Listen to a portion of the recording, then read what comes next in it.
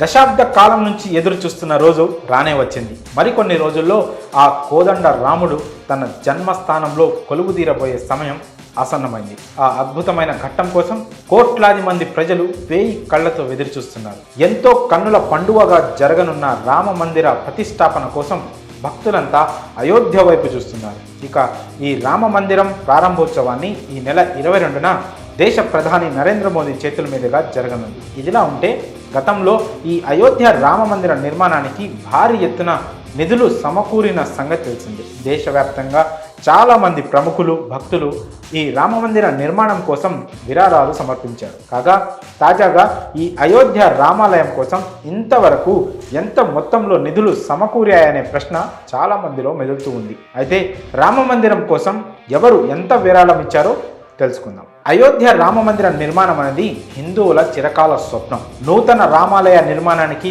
దేశవ్యాప్తంగా 11 కోట్ల మంది ప్రజలు తమకు తోచిన విధంగా విరాళాలు అందించారు. అయితే ఇప్పటి వరకు ప్రజల నుంచి 900 కోట్ల నిధులు సేకరించాలని రామ మందిర్ ట్రస్ట్ లక్ష్యంగా పెట్టుకుంది. కానీ గత సంవత్సరం 2023 ఆఖరి వరకు ఈ రామాలయ నిర్మాణానికి 5,000 కోట్లకు పైగా విరాళాలు అందాయి. శ్రీ రామ జన్మభూమి తీర్థ క్షేత్ర ట్రస్ట్ తెలిపిన వివరాల ప్రకారం రామ మందిర నిర్మాణం కోసం 3,200 కోట్ల విరాళాలు అందాయి. ఇప్పటి వరకు 18 కోట్ల మంది భక్తులు Punjab national bank, bank of Baroda ఖాతాల్లో 3,200 కోట్ల రూపాయలు జమ చేసినట్టు ఆలయ ట్రస్ట్ తెలిపింది. ఈ బ్యాంకు ఖాతాల్లో విరాళంగా వచ్చిన మొత్తాన్ని ట్రస్ట్ ఫిక్స్డ్ డిపాజిట్ చేసింది. దానిపై వచ్చిన వడ్డీతోనే ఇప్పటి వరకు ఆలయ నిర్మాణ పనులు జరిగినట్లు వెల్లడించింది. ఇక ఈ అయోధ్య రామ మందిర నిర్మాణానికి ఆధ్యాత్మిక గురువు కథకులు మొరారి బాపు అత్యధిక మొత్తంలో విరాళం ఇచ్చారు.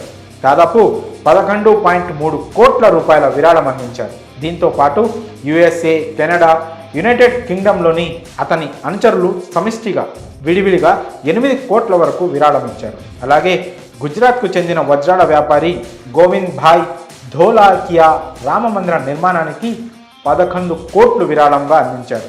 అమెరికాలో ఉన్న ఓ అజ్ఞాత భక్తుడు కూడా ఆలయ ట్రస్టుకు విరాళంగా 11,000 పంపించారు. కాగా అయోధ్యకు చెందిన రామ మందిర నిర్మాణానికి తొలి విదేశీ విరాళం ఇదే కావడం విశేషం. గతంలో మాజీ రాష్ట్రపతి రామ్నాథ్ కోవింద్ 2021 జనవరి 14న అయోధ్యలో రామ మందిర నిర్మాణానికి విరాళాలు సేకరించే ప్రచారాన్ని ప్రారంభించారు. ఇంకా దేశంలో అయోధ్య ఆలయ నిర్మాణానికి 5 లక్షలు చెక్కు రూపంలో విరాళం ఇచ్చిన తొలి వ్యక్తి కూడా రామ్నాథ్ కోవిందే కావడం విశేషం. మరి